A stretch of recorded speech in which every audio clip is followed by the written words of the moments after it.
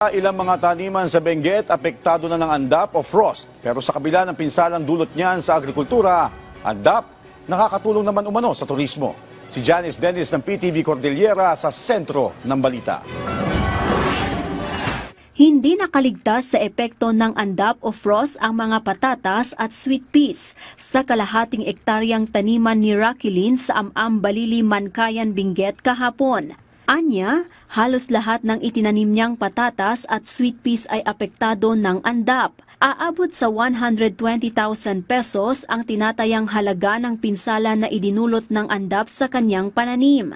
Sa kanilang obserbasyon, ngayong taon, lumala ang epekto ng andap sa kanilang mga sakahan dahil halos lahat ng mga taniman ay apektado ng andap. Agsugal piman da DJ farmers ta syempre farming ti source of living ni ditoy. Kat oray no amumi nga andap kas jay ang mula kanilatan. Ngam naman insan ijay maandap nga banda. Tiyempo mi nga dayhan ngay naman andap. Sa Atok, Benguet naman, apektado rin ang kanilang pananim na repolyo ng andap. Kaya naman, madaling araw pa lamang ay kailangan na nilang diligan ang mga gulay at halaman na apektado ng frost para hindi maabutan ng sikat ng araw na ikakasira nito. Sa kabila ng pinsala na yan, nagbigay naman ng oportunidad ang nararanasang frost dahil dumami ang turista na namamasyal sa kanilang bayan. Ang ilan, nagkakamping pa upang masilayan ang frost na karaniwang nangyayari tuwing madaling araw.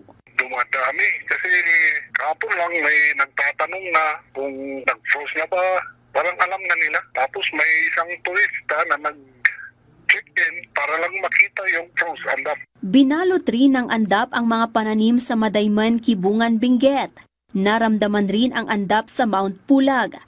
Sa Baguio City, naitala ang 13.4 degrees Celsius na temperatura ngayong araw. Ito na ang pinakamababang temperatura na naitala ngayong 2025. Ayon sa Pag-asa, inaasahang babagsak pa sa single digit ang temperaturang maitatala hanggang sa Pebrero dahil sa amihan. So madalas po na-experience po yung frosting po sa mga matataas na elevation po. So syempre ang cause lang naman po nito is yung mababang temperature. So doon po sa mas mataas, pag mas mataas yung elevation, mas mababa yung temperature, and then maasahan po natin na yung mga crops po natin nakaka-experience ng frosting. Kaya naman paalala ng Pag-asa Baguio, Lagi po tayong magdala ng pananggalang po sa lamig, dyan po yung jacket, and then ayun po, expect po natin yung mababang temperature, and then lagi lang po tayong maging updated po sa mga darating pa ng mga abiso mula po sa Pag-asa. Noong January 31, 1978, naitala ang pinakamababang temperatura sa Baguio City na umabot sa 6.3 degrees Celsius.